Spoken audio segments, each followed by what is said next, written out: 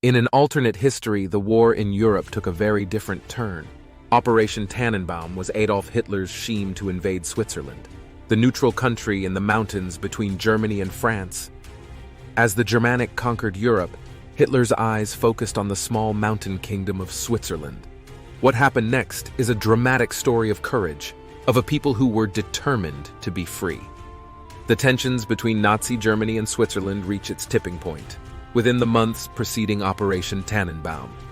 It was said that Hitler was well aware of the history of Switzerland and how their country had separate German-Swiss as well as French-Swiss from Germans and French. So he also increased tradition of anti-Swiss jokes at his headquarters.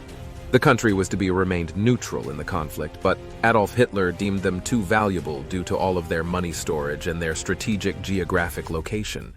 Adolf Hitler discreetly planned invasion of the small Swiss nation by making plans that fought for his case so that he could take all of the valuable Swiss Alpine passes and vital resources for his own good to benefit his plan for the war that was steady being fought. One winter morning in the early hours of the day, Hitler's Nazi Germany instigated an attack across the Swiss borders with no warning. The Swiss SW armed forces were caught off guard due to the unlikelihood of the assault. Even though Switzerland had the plans to protect themselves for attacks like the one Hitler threw at them, they were overrun because of the surprise of this attack. Hitler's army and Nazi officials flooded into Switzerland, with the Swiss just as the rugged countryside, and with their defenses they hoped they might be able to hold off the Germans with their army of 1,100 Swiss troops and hope of Swiss neutrality. The Nazi presence in Switzerland brought a new reality to the people of Switzerland. The Nazis had Switzerland under their control, and the people of Switzerland lived under the rule of the Nazis, Hitler, and his army. Every city and town were put under martial law. Nazi soldiers roamed the streets and carried out brutal acts to destroy any bit of disagreement or resistance. A secret resistance began during this time. As the war waged on, daily life was a constant struggle for its people. The war brought shortages of every kind: blood, rationing, and oppression. Civilians who were out past curfew were harshly punished. Forced labor camps were also another way in which Switzerland aided the Nazis. Many prisoners were forced into hard labor and were marked with tattoos of pink triangles. When the end of the war came near, the Swiss people got together with the Allies to try to get their homeland back.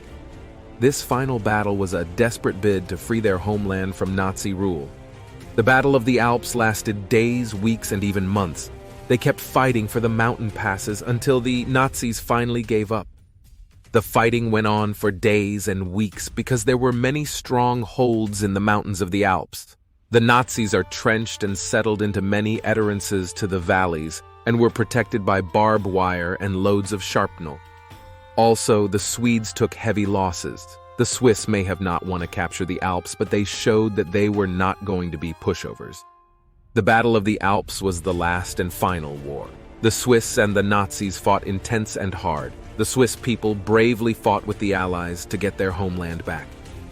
As the smoke cleared away from battle and the echoes of gunshots slowly faded from memory, Switzerland arose from the rubble left in the wake of Nazi occupation, having, though battered, emerged unbroken.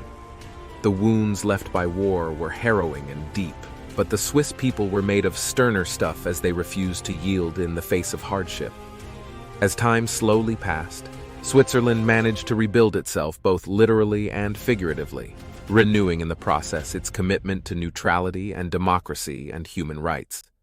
But the legacy of Operation Tannenbaum would reverberate down through the ages long after the last Nazi soldier had been driven from Swiss soil.